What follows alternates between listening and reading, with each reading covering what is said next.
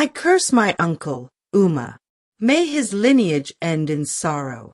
May this village never know peace until my blood is avenged. This was Emeka's last words before he was buried alive. The village of Umeh was a place of many wonders, but it was also a place of great fear. The people were hard-working farmers, fishermen, and traders, known for their sense of justice and their unwavering belief in tradition. Among these traditions was a law as old as the village itself. Anyone caught stealing, no matter how small the item, would be buried alive. It was a punishment that had kept the community free of crime for generations, but it also meant that the villagers lived with a sense of constant dread. In this village lived a man named Obi. He was known for his honesty, strength, and dedication to his family. He had a loving wife, Ada, who was the pride of his household, and a young son, Emeka, whom he adored. Also living with them was Obi's younger brother, Umeh, who had been under Obi's care since their parents died when they were children. Obi had worked hard to raise Umeh, providing him with everything he needed. In return, Umeh respected his elder brother and, at least outwardly, showed gratitude. Life in Obi's home was peaceful. Each morning, he would rise with the sun, say his prayers to the gods of their ancestors, and head to the farm. Ada would prepare his meal, and Emeka, though still a boy, would follow him sometimes, eager to learn the ways of the land. Umeh, though less hard-working than his brother, contributed his fair share to the household, assisting with farm work and helping with repairs around the compound. One fateful afternoon, Obi went to his farm as usual, unaware that his life was about to change forever. The sun was at its highest, casting a golden glow over the vast farmland. The air was thick with the scent of freshly tilled soil, and the chirping of birds filled the atmosphere. Obi had been harvesting yams when he suddenly felt a sharp, burning pain on his leg. He looked down and saw a long black snake slithering away into the bushes. His breath caught in his throat. The venomous bite sent waves of pain coursing through his body. Dropping his tools, he called out for help. Another farmer working nearby heard his cries and rushed to his side. The man, recognizing the urgency of the situation, helped Obi limp back to the village. By the time they arrived, Obi was sweating profusely, his breathing labored. Ada screamed upon seeing her husband in such distress. The village medicine man was summoned, and he did all he could, administering herbs and chanting incantations to ward off the poison. But the venom had spread too far, too fast. By nightfall, Obi was dead. Grief descended upon the household like a thick cloud. Ada was inconsolable, and young Emeka, barely old enough to understand death, clung to his mother's waist, wailing. The entire village mourned Obi's passing, for he had been a good man, respected by all. His funeral was a grand affair, befitting a man of his stature, and he was buried with the rites and traditions of their people. Ada, now a widow, found it difficult to cope. Though Umeh was still in the household, she felt alone. The weight of raising Emeka without his father pressed heavily on her shoulders. She tried her best, but heartbreak was a cruel companion. She grew weak, her once vibrant spirit dimming. Some whispered that she no longer had the will to live, that she had been too bonded to Obi to survive without him. Within a few months, she fell ill, and despite the best efforts of the village medicine man, she, too, passed away. Emeka, now orphaned, was left in the care of his uncle, Umeh. The boy was too young to understand the depth of his loss, but he knew that something was missing, that life was not the same without his parents. He would often stare at their graves, whispering to them, hoping they would answer. At first, Umeh was kind to Emeka. He took him in, ensuring that he had food to eat and clothes to wear. He spoke gently to him and tried to comfort him in his own way. But as time passed, things began to change. Umeh got married, and soon he had children of his own. His wife, Amara, was not particularly fond of Emeka. She tolerated his presence but never truly accepted him as part of the family. Years went by, and Emeka grew into a bright and hard-working young man. He was skilled at farming, intelligent, and well-liked by everyone in the village. His teachers often praised him, saying he was destined for great things. Umeh watched as his nephew outshined his own children in nearly every aspect. Emeka was stronger, smarter, and more disciplined than his cousins. The villagers noticed it too, often speaking of how proud Obi and Ada would have been if they had lived to see their son grow. Despite the loss of his parents, Emeka carried himself with dignity. He treated his uncle Umeh with the utmost respect, never questioning his authority or showing any sign of resentment. He was obedient and kind, always willing to help in any way he could. Yet, unknown to him, his very existence had become a source of deep frustration and envy for Umeh. At first, Umeh tried to ignore these observations, but they gnawed at him. How could his brother's son be greater than his own? It was an insult, a humiliation. The jealousy that had started as a small ember grew into an unquenchable fire. Umeh watched with growing unease as his nephew flourished. His own children, despite having all the opportunities Emeka lacked, did not possess the same intelligence or drive. They were lazy, careless, and lacked ambition. Villagers would often compare them to Emeka, and each time they did, Umeh's hatred for the boy deepened. It burned like a fire in his chest, keeping him awake at night. One evening, unable to shake his resentment, Umeh visited a powerful native doctor in a neighboring village. The old man, covered in beads and cowries, listened as Umeh expressed his fears. He told the native doctor that his nephew was overshadowing his own children and asked if anything could be done.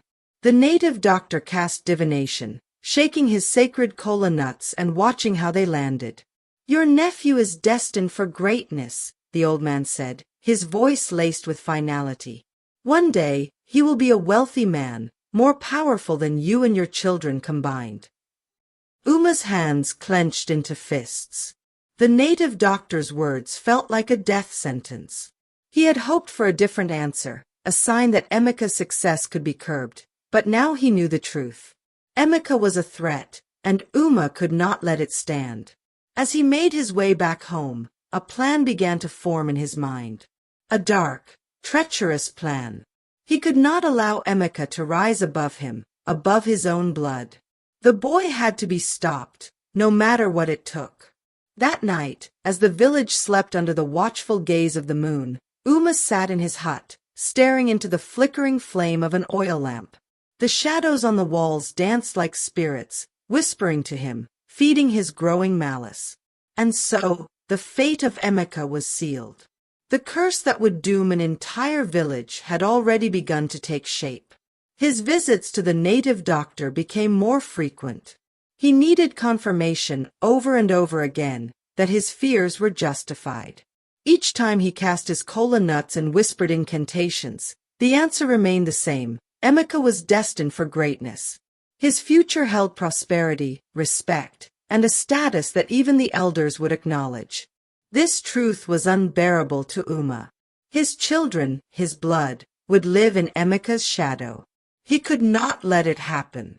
The thought of his nephew becoming the most powerful man in Umeh sent a chill through his bones.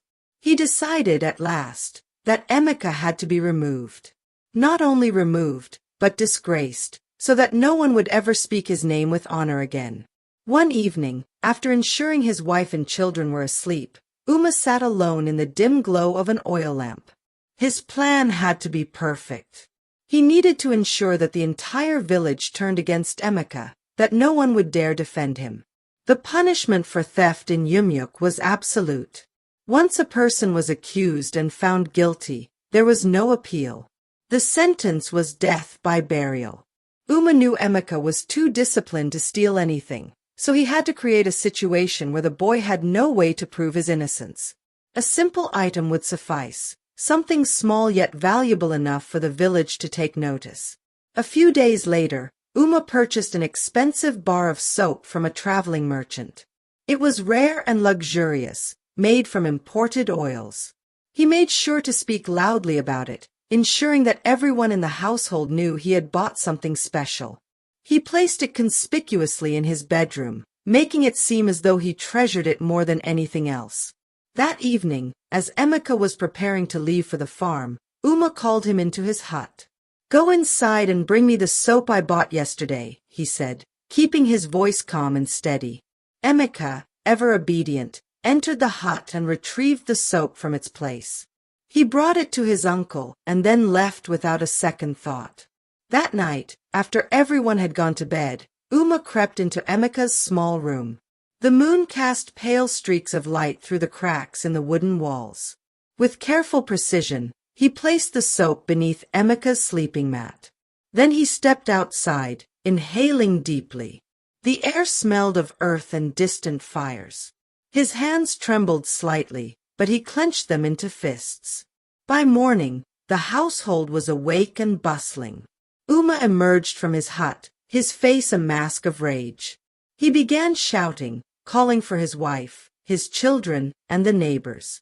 "My soap! The soap I bought yesterday is gone," he bellowed. "Who has stolen from me?"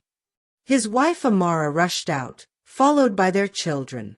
Villagers passing by stopped to listen. Emeka, who had just finished sweeping the compound, looked up, confused. "Uncle, are you sure it is missing?" he asked innocently. Umeh's eyes blazed. "Are you questioning me? That soap was in my hut last night. Someone in this household has taken it." The villagers murmured among themselves. Theft was a serious accusation. The elders were summoned, and a search was ordered. One by one, the huts were checked.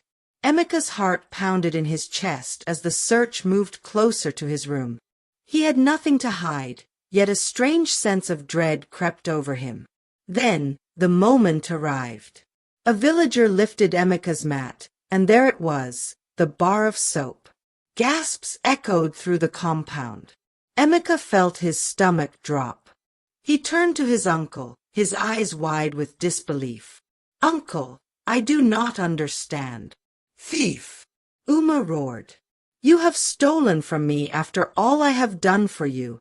You have shamed my household and disgraced the memory of your parents." Emeka's mind reeled. He looked at the villagers, at the elders, searching for someone who might believe him. "Uncle, you asked me to bring you the soap yesterday. I gave it to you with my own hands." Umeh shook his head, his expression twisted with feigned sorrow. "Lies! You were the only one who entered my hut. You stole from me, and now you are lying to cover your shame." The elders exchanged knowing looks. The law was clear. There were no exceptions. "Emeka," one of the elders said solemnly, "you know the punishment for stealing." Panic clawed at Emeka's throat. He turned to the crowd, pleading, "I did not steal anything. I am innocent." But the villagers had made their decision. A pit was dug that afternoon at the edge of the village. The soil was damp, freshly upturned. Emeka stood at the edge, his wrists bound with rope. He had been beaten, his once proud posture now bent with pain and exhaustion. As the villagers prepared to lower him into the earth, his voice rang out, strong despite his suffering. "I curse this land," he declared, his voice trembling with fury and grief. "I curse my uncle, Umeh. May his lineage end in sorrow. May this village never know peace until my blood is avenged." The air grew still. The wind that had rustled the trees moments before died down, and the sky darkened, as though the gods themselves were listening. The villagers hesitated, but the law had to be followed. The earth swallowed Emeka whole, and the soil was packed over him until his voice was silenced forever. Umeh exhaled, a twisted sense of relief washing over him. His plan had worked. His children would now have no competition. He had won. But deep within the ground, Emeka's curse had already begun to take root. The village of Umeh would never be the same again. The village of Umeh returned to its daily life after Emeka's burial, but something had changed. The winds that once carried laughter and the scent of roasted yams now howled with an eerie whisper. Birds that used to perch on rooftops abandoned the village. The air itself felt heavier, as though the spirits had taken notice of the great injustice that had been committed. Umeh, however, basked in his victory. With Emeka gone, he felt lighter, as if a burden had been lifted from his shoulders. He no longer had to watch the boy outshine his own children. His family would now be the only ones to carry his legacy. As he walked through the village, he noticed people looking at him with admiration. To them, he was the man who upheld the law, who had ensured justice was served. He felt untouchable. Yet, his triumph was short-lived. It began with his daughter, Nneka.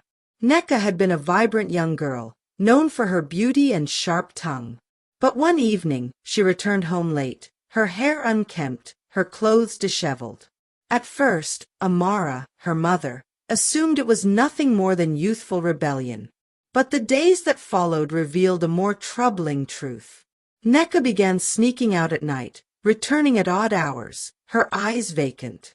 Rumors spread that she had been seen with strange men from neighboring villages, exchanging her dignity for money. Umeh was enraged when he heard the whispers. He confronted Nneka, his voice thunderous, demanding an explanation.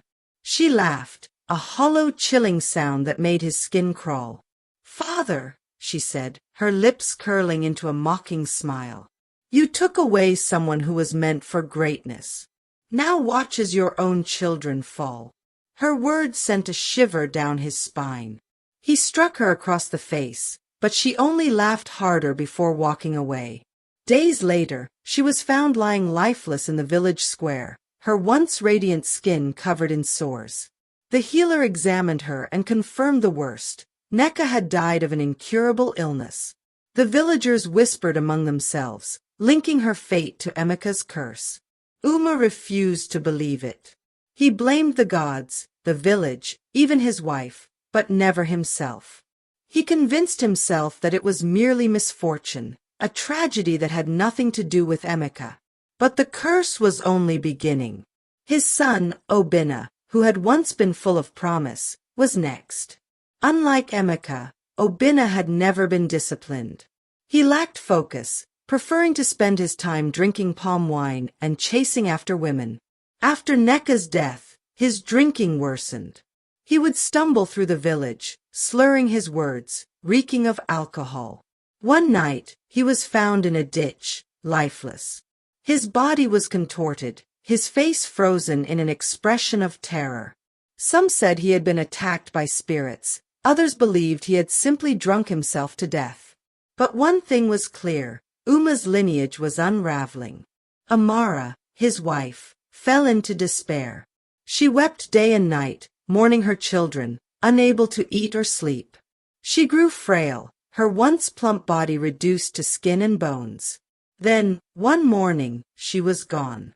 She had slipped away in the night, her heart too broken to go on. Umeh was left alone. His once thriving household, once filled with the sounds of his children's laughter, was now empty. His hands, which had buried Emeka alive, now trembled as he struggled to perform the simplest of tasks. The villagers no longer looked at him with admiration.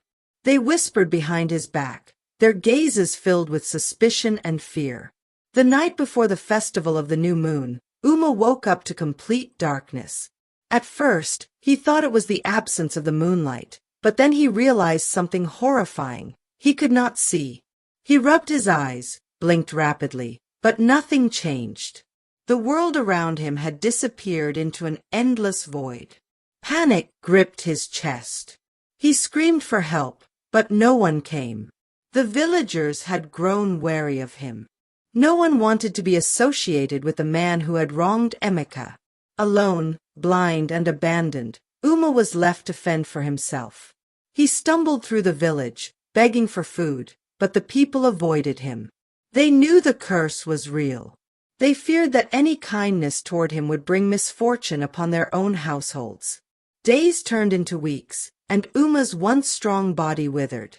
He no longer had the strength to leave his hut. He lay on the floor, his breath shallow, his mind tormented by the echoes of Emeka's final words.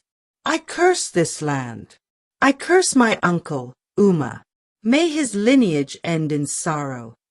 The words played over and over again in his mind. He had laughed then, confident that he had won. But now he understood. He had not defeated Emeka. He had only sealed his own fate. One cold morning, the villagers found him lifeless in his hut. His mouth was twisted in a silent scream, his blind eyes staring into nothingness. The curse had claimed him at last. As the elders prepared his burial, they murmured among themselves. The village had suffered greatly since Emeka's death. Crops had failed, strange diseases had spread, and the people lived in fear. The land itself seemed to reject them. The chief called for an emergency meeting. Something had to be done. The curse could no longer be ignored.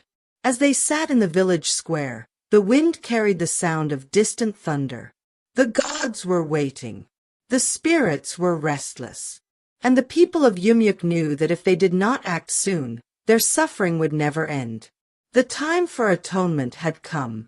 The village of Umeh was no longer the same. The once thriving community was now shrouded in misfortune. The land, once fertile and abundant, yielded little harvest. The rivers, once teeming with fish, had become eerily silent.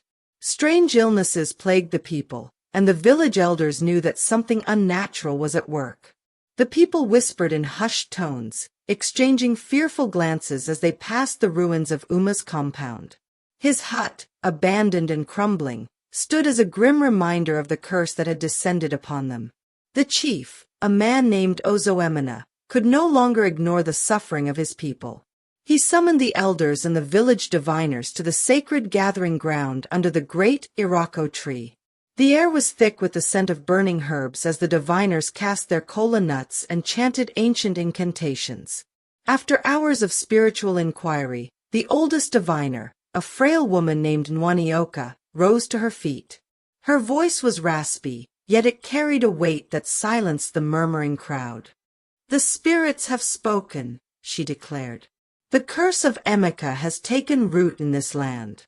Until his spirit is appeased, Umeh will never know peace." A murmur of unease rippled through the gathered villagers. They had all witnessed Umeh's downfall, but now they realized that his death had not ended the suffering. The spirits demanded justice, not just for Emeka, but for the cruelty and injustice that had been allowed to fester in their traditions. One of the elders, Okonkwo, stood up, his face lined with worry. "How do we appease his spirit?" he asked. Nwanioka closed her eyes, as if listening to voices beyond the veil of the living. When she spoke, her words sent shivers through the crowd. "The earth that swallowed Emeka must release him," she said. "His body must be exhumed, and the village must perform the cleansing rites. The land must hear our apology, and the gods must witness our repentance." A heavy silence fell over the villagers. The idea of disturbing the dead was terrifying. It was against their customs, a sacrilege that could anger the spirits further. But they also knew that their suffering would not end until they did what was necessary. The following day, the entire village gathered at the outskirts, where Emeka had been buried. The sky was overcast, as if the heavens themselves mourned what had happened. The men dug carefully, their hands trembling. The deeper they went, the more restless the wind became, howling through the trees. Then, with a final strike of the shovel, they uncovered Emeka's remains. Unlike most bodies that decomposed rapidly in the humid soil, Emeka's corpse was eerily preserved. His face, though lifeless, looked almost as it had on the day he was buried. His mouth was slightly open, as if he had been speaking even in death. Fear gripped the villagers. Some turned away, unable to look. But Nwanioka stepped forward, unfazed. She knelt beside the grave, placed her palm over Emeka's chest, and whispered, "We have heard you, son of Obi. Forgive us." The cleansing rites began immediately. The elders slaughtered a white ram, its blood spilling over the earth in a ritual of atonement. Sacred herbs were burned, and prayers were chanted to call Emeka's spirit forth. The villagers, one by one, stepped forward to acknowledge their wrongdoing. Even those who had remained silent during his wrongful punishment wept, knowing they too were guilty of allowing an innocent boy to die. Then, Nwanioka turned to the chief and the elders. "The law of the land must change," she declared. "No more shall we bury our people alive. The spirits have rejected this cruelty. We must abandon this practice, or our suffering will never end." The chief hesitated. The tradition had been in place for generations. It was how justice had always been served. But looking around, he saw the pain in the eyes of his people. He saw the lifeless form of Emeka, a boy who had been wronged beyond measure. He took a deep breath and spoke with the weight of a leader who had learned a painful lesson. "From this day forth," Ozoemena proclaimed, "no one in Umeh shall be buried alive. Our justice must be guided by wisdom, not by blind tradition." A sigh of relief swept through the crowd. They had done what needed to be done. They had acknowledged their wrongdoing, and they had taken the first step toward change. That night, Emeka's body was finally given a proper burial. He was laid to rest under the great Irako tree, the tallest and oldest in the village. The elders marked his grave with a carved stone, inscribed with the words, "Here lies Emeka, the innocent. May his soul now find peace." The moment the final prayer was spoken, the air shifted. The heaviness that had lingered over the village lifted, and a soft breeze carried the scent of fresh rain. The earth, once parched and unyielding, seemed to exhale in relief. Within weeks, the changes were undeniable. The crops flourished, the rivers swelled with fish, and the strange illnesses faded. The villagers knew that Emeka's spirit had been appeased. Though the past could not be undone, the future had been rewritten. And in the heart of Umeh, where a curse had once taken root, a new promise began to grow.